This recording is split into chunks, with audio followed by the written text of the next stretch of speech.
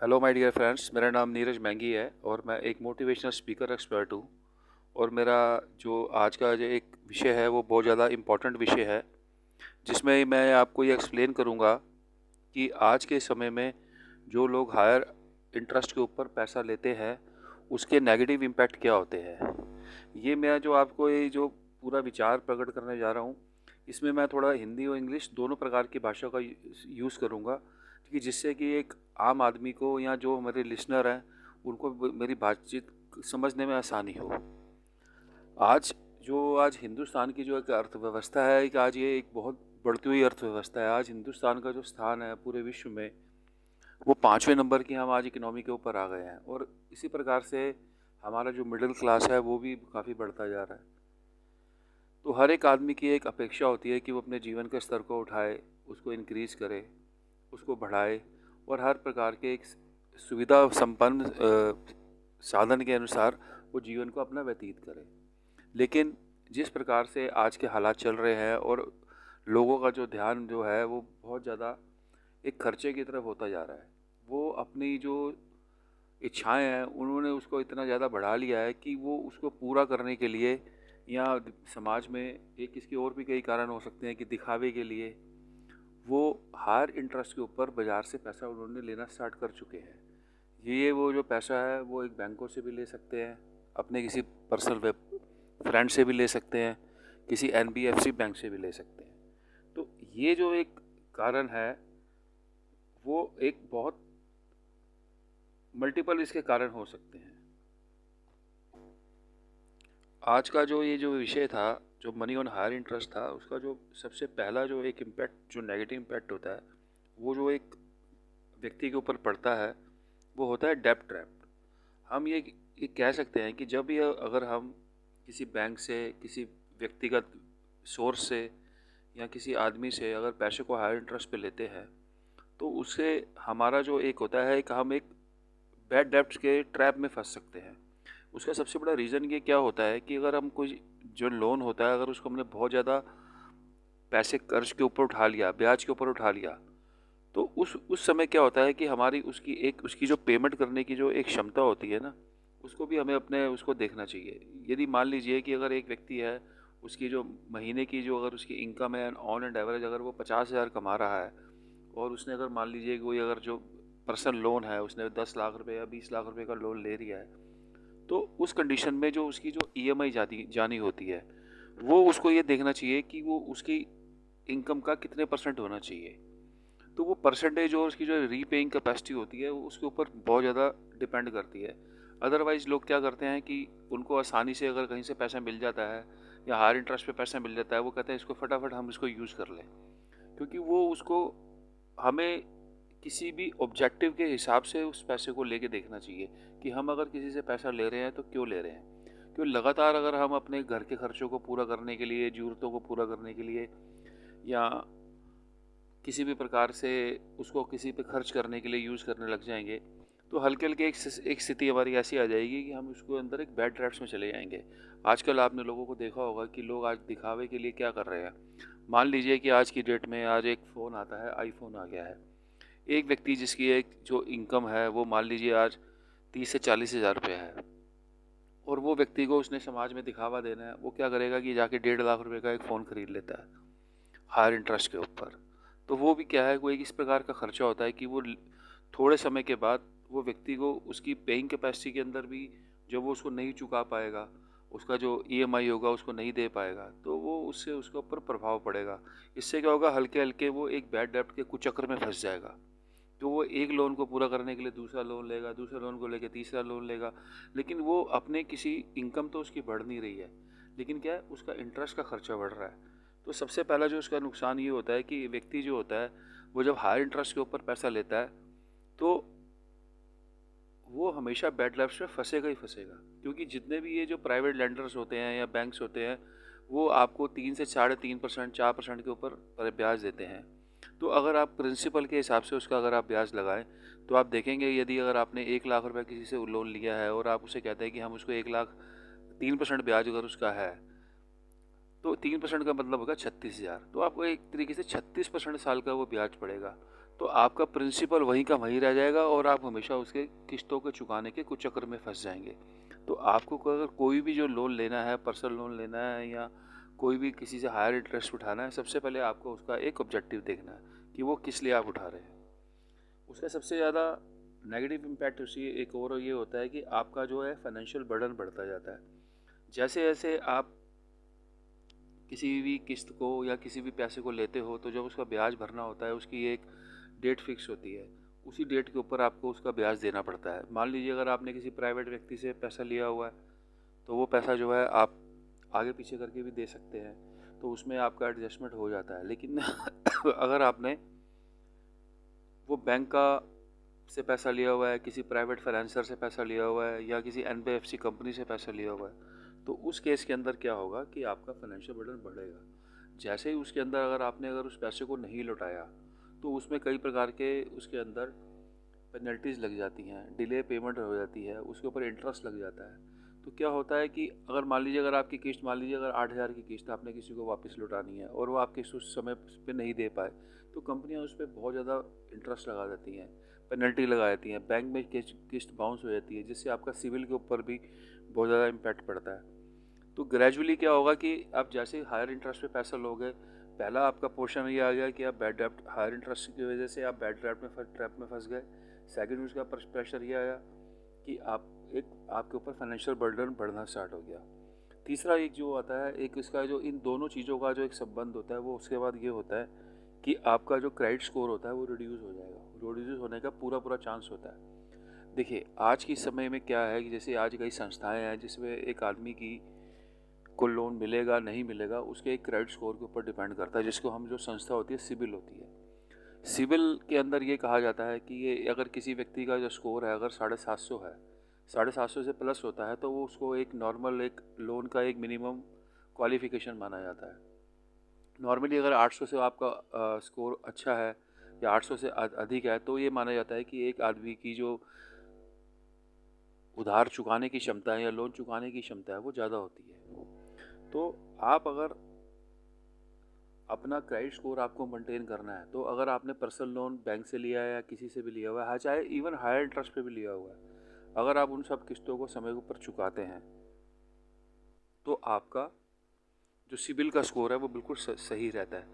लेकिन अगर आपने मान लीजिए कोई पेमेंट को डिफ़ॉल्ट कर दिया, आप किस्त नहीं चुका पा रहे हैं, मान लीजिए आपका कोई ऐसी स्थिति आ गई है कि आपका किस्तें नहीं होती हैं, तो बैंक उसके ऊपर रिकवरी भी ले सकता है। तो उसके बाद क्या होता है कि अगर आप इन पहला आप बैड डेब्ट में फंसे, उसके बाद आपके ऊपर फाइनेंशियल बर्डन हो गया, थर्ड आपका क्रेडिट स्कोर कम हो गया अगर आप इसको फाइनेंशियल मैनेजमेंट को ठीक ढंग से नहीं चला रहे हैं।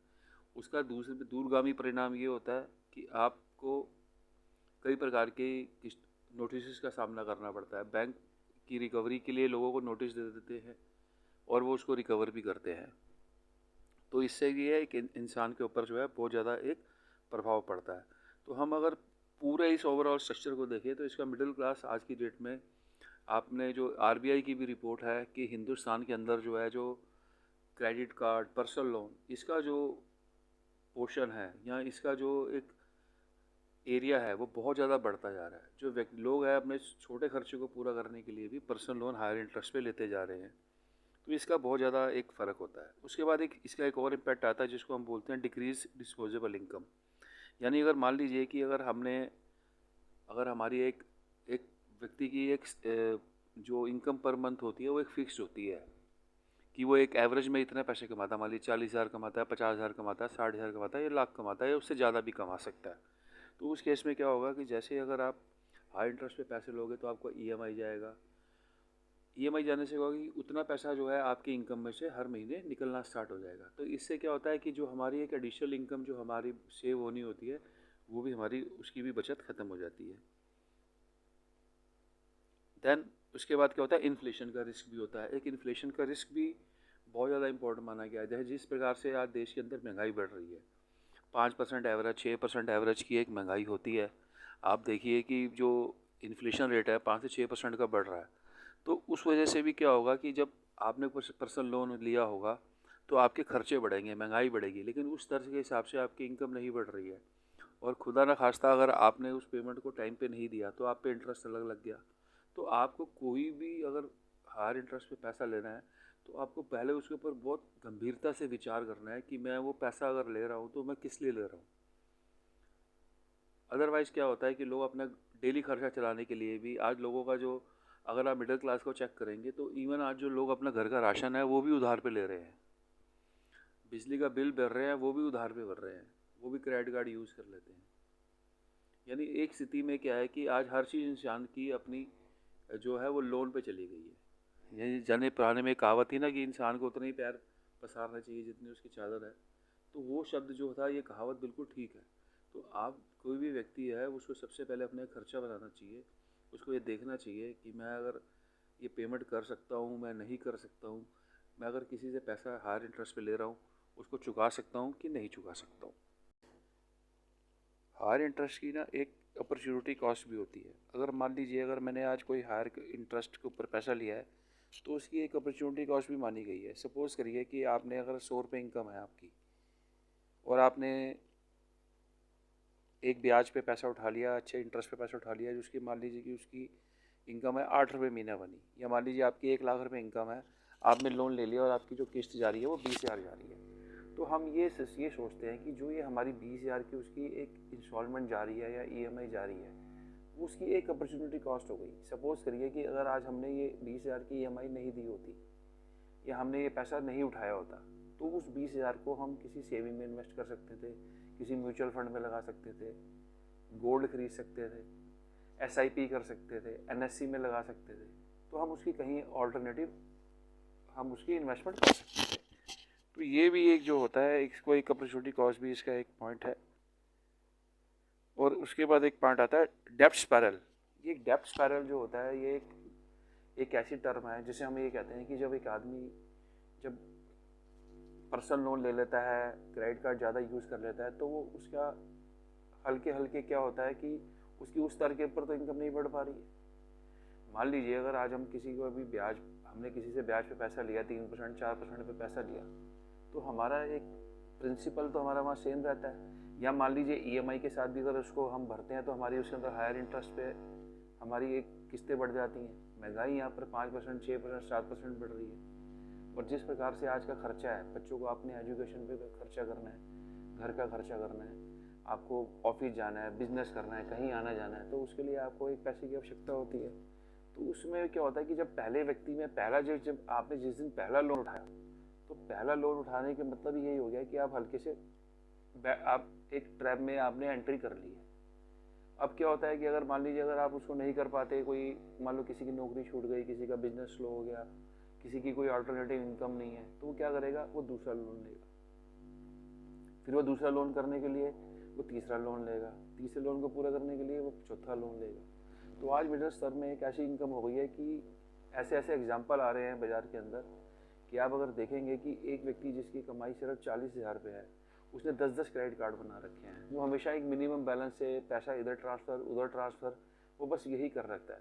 तो क्या होगा, एकदम आपका डेब्ट स्पायरल हो जाएगा। यानी आप एक ऐसे बड़े कुचक्कर में फंस जाओगे कि आप सिर्फ एक मिनिमम बैलेंस पे करते रहोगे, या अगर ईएमआई भर रहे हो पर्सनल लोन की तो वो भी देते रहोगे, तो आपके ऊपर इतना ज़्यादा खर्चा बढ़ जाएगा कि आप उसका सामना ही नहीं कर पाओगे। और ये आपका जो, एक बार अगर आपने इस कुचक्कर में आप फंस गए, पर्सनल लोन में फंस गए, उधार में फंस गए, या आपने कोई ब्याज पे ज़्यादा पैसा उठा लिया, तो आपको इसके सिस्टम में से निकलने में बहुत अधिक समय लगेगा। उसके बाद इसका एक प्रभाव पड़ता है लॉस ऑफ एसेट्स। कई बार क्या होता है कि हमने अगर कोई पैसा ले लिया, मान लीजिए जैसे कोई चीज़ होती है सिक्योरिटी के ऊपर अगेंस्ट लोन होता है, कोई लोन होते हैं जो अनसिक्योर्ड लोन होते हैं। देखिए, जहाँ पे अनसिक्योर्ड लोन होता है वहाँ पर तो हमारा कोई एसेट वहाँ पे कहीं पड़ा नहीं होता है। तो उस केस में क्या होता है कि अगर हम मान लीजिए अगर हम पेमेंट में डिफ़ॉल्ट हो गए, तो वो क्या होता है कि उसमें सिविल के अंदर उस व्यक्ति को डिफ़ॉल्टर घोषित कर दिया जाता है।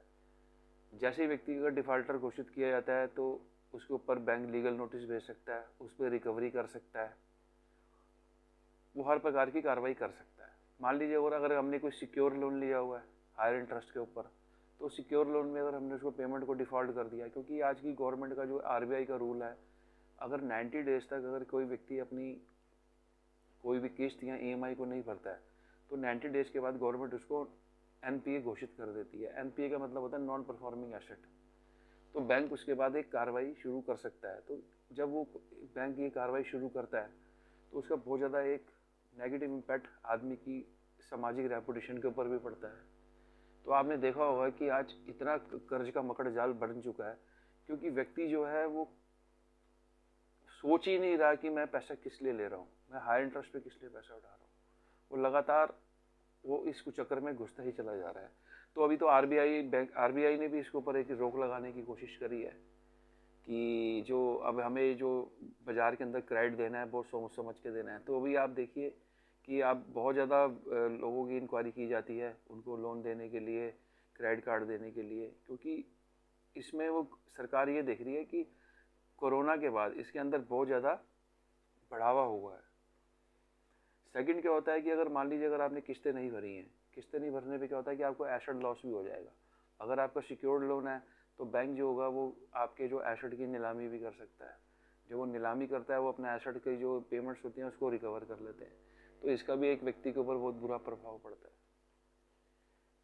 थर्ड, उसके बाद एक और इसका इम्पैक्ट आता है। देखिए, जब हमने अगर आप इसको ओवरऑल एक सिचुएशन को अगर आप काउंट करें तो ये एक पूरा का पूरा एक चक्र है। हमने अपनी किसी भी इच्छा को पूरा करने के लिए या किसी भी क्षमता को पूरा करने के लिए हमने हाई इंटरेस्ट पे पैसा उठाया। जैसे हमने हाई इंटरेस्ट पे पैसा उठाया हमारे ऊपर हम बैड ड्राफ्ट में फंस गए। बैड ड्राफ्ट का जो अगला स्टेप होता है उसके बाद हमारा होता है हमारे पे फाइनेंशियल बर्डन बढ़ गया। जब फाइनेंशियल बर्डन बढ़ा उसका अलग इम्पैक्ट ये हुआ कि हमारा क्रेडिट स्कोर रिड्यूस हो गया अगर हम फेलियर हो जाते हैं पेमेंट में। उसके बाद हमारा एक पोजीशन और आती है कि हमारे पे उसके बाद एक फाइनेंशियल स्ट्रेस बढ़ गया। फाइनेंशियल स्ट्रेस जब बढ़ता है उसके बाद हमारी जो एक डिस्पोजेबल इनकम है वो कम हो गई। इन्फ्लेशन का रिस्क साथ में आ गया एक, और लोन पे पैसे लेने का एक अपॉर्चुनिटी कॉस्ट भी है जो मैंने आपको पहले एक्सप्लेन कर दिया। उसके बाद एक डेब्ट स्पायरल हो गया। डेब्ट स्पायरल का मैंने आपको बता दिया कि आदमी लोन के चक्कर में ऐसा फंस जाता है कि वो बढ़ता ही जाता है। लॉस ऑफ एसेट भी आपको अभी एक्सप्लेन किया कि मान लीजिए अगर सिक्योर्ड लोन है तो सिक्योर्ड लोन के अंदर वो उसको पे नहीं कर पाएगा। अब इन सभी ओवरऑल चीज़ों के बाद जब एक व्यक्ति निकलता है तो उसके ऊपर एक इमोशनल डिस्ट्रेस भी आता है। व्यक्तिगत क्या होता है कि जब एक इंसान के ऊपर लोन का प्रेशर बन जाएगा, हाई इंटरेस्ट का पैसा बन जाएगा, लेने वाला उससे हमेशा लेता रहेगा, तो क्या होता है कि हल्के हल्के इंसान के ऊपर क्या होता है कि इमोशनल प्रभाव पड़ना स्टार्ट हो जाता है। इमोशनल प्रभाव से ये क्या होता है उसके ऊपर स्ट्रेस बढ़ जाएगा, उस पर एंग्जाइटी बढ़ जाएगी। आपने देखा होगा कि आज की डेट में जो यंग लोग हैं, जो जवान लोग हैं बिल्कुल, जिनकी एज अभी 30 से नीचे है, वो लोग भी आज एंग्जाइटी के शिकार हो रहे हैं, डिप्रेशन के शिकार हो रहे हैं। क्योंकि हम पहले एक समय ऐसा था कि जब इंसान कभी कोई ब्याज में पैसा उठाता था या कोई हाई इंटरेस्ट पे पैसा लेता था तो एक आदमी बड़ा सोच समझ के लेता था। लेकिन आज का समाज में ऐसा व्यवहार हो गया है कि जो जितना ज़्यादा जो पैसा उठा रहा है वो या इस तरीके का ब्याज पे कर रहा है, क्रेडिट कार्ड से स्पेंडिंग कर रहा है, वो समझता है कि मेरा इससे समाज में नाम ऊंचा हो रहा है। तो लेकिन ये अगर आप ओवरऑल चीज़ को आप सिनेरियो को देखेंगे तो ये सिनेरियो ऐसा है कि ये व्यक्ति को एक ऐसे दिशा की तरफ लेके जा रहा है जहाँ पर उसको बहुत समय लगेगा इस पूरे प्रभाव से निकलने में। इसका एक इंसान के व्यक्तिगत जीवन पर प्रभाव पड़ता है, फैमिली के ऊपर प्रभाव पड़ता है, और ये ओवरऑल काफ़ी ज़्यादा नेगेटिव इम्पैक्ट रहते हैं। देखिए, मैं ये नहीं कहता कि लोन लेना बुरी बात है। देखिए, लोन के ऑब्जेक्टिव के ऊपर डिपेंड करता है कि आप लोन अगर किस लिए ले रहे हैं। मान लीजिए अगर आप लोन मकान बनाने के लिए ले रहे हैं, अगर आप अपनी इनकम के हिसाब से कोई वाहन बनाने के लिए लोन ले रहे हैं, वो मेरे को बात समझ आती है। अगर आप कोई लोन जो है आप मकान हो गया, दुकान हो गई, एजुकेशन हो गई, जहाँ पे हमें क्या है कि आने वाले समय के अंदर हमारी एक अप्रिसिएशन है, इंक्रीज़ है। लेकिन आज मैं लोगों को देखता हूँ कि वो कोई इलेक्ट्रिक गजट्स उस पर ख़रीद रहे हैं, इवन वो सैर सपाटे के लिए भी, घूमने के लिए भी जा रहे हैं, फॉरेन ट्रिप्स के लिए भी जा रहे हैं, उस पर भी खर्च कर रहे हैं, रेस्टोरेंट में जा रहे हैं वहाँ खर्च कर रहे हैं। अपने डिस्पोजेबल इनकम जो है बड़े बड़े अपने लग्जूरियस ब्रांड्स खरीद रहे हैं, घड़ियाँ खरीद रहे हैं, सब कुछ खरीद रहे हैं। तो हमें ये चीज़ देखनी है कि हम अगर लोन ले रहे हैं तो हम हाई इंटरेस्ट के ऊपर किस लिए ले रहे हैं। क्योंकि आज अगर देखिए बड़ा एक जो कम इंटरेस्ट का जो रेट पे जो लोन मिलता है ना, वो जिनकी फाइनेंशियल पोजीशन बड़ी अच्छी होती है, बैंक उन्हीं को देते हैं। अदरवाइज़ जो हाई इंटरेस्ट पे पैसे ले रहे हैं उनको इस चीज़ का, इन स्थितियों का सामना करना ही पड़ेगा। तो मेरा ये जो आज ऑब्जेक्टिव है, ये बस लोगों को ये बताना है कि भैया अगर आप आज कर रहे हैं, हाई इंटरेस्ट पे पैसा उठा रहे हैं, इसको कृपया करके इसको उठाना बंद करिए। अगर उसको कम करिए, जितना हो सके उसको मिनिमम टू मिनिमम लेवल पे लेके आइए। अगर आपके मान लीजिए बहुत सारे क्रेडिट कार्ड हैं, उन क्रेडिट कार्ड को एकदम ख़त्म नहीं होंगे, उनको ख़त्म करिए, उनको हटाइए। जो ज़्यादा लोन आपने ले रखे हैं उनको कम करिए और अपने खर्चों का एक फाइनेंशियल मैनेजमेंट करिए। तो मेरा जो ऑब्जेक्टिव है एक ये बस ये एक एक पॉइंट्स को बताना है। बाकी मेरा इसमें एक डिस्क्लेमर है कि मैं ना किसी बैंकिंग सेक्टर के अगेंस्ट हूँ, ना किसी क्रेडिट कार्ड के अगेंस्ट हूँ, ना किसी बैंकिंग लोन के अगेंस्ट हूँ। मेरा एक पर्पस है लोगों को समझाना। वो उसको मानते नहीं है, मानते हैं, वो उनका एक निजी राय है। तो मैंने जो भी आपको एक्सप्लेन किया है, ये मेरा किसी इंडस्ट्री के खिलाफ कोई मूवमेंट नहीं है। ये जस्ट मेरा एक लोगों को बताने का एक नज़रिया है कि मैं क्या सोचता हूँ इस बारे में। तो मेरे को उम्मीद है कि जो मैंने आपको चीज़ें एक्सप्लेन करी हैं, आप उसको देखेंगे और इसके ऊपर आप थोड़ा ध्यान देंगे।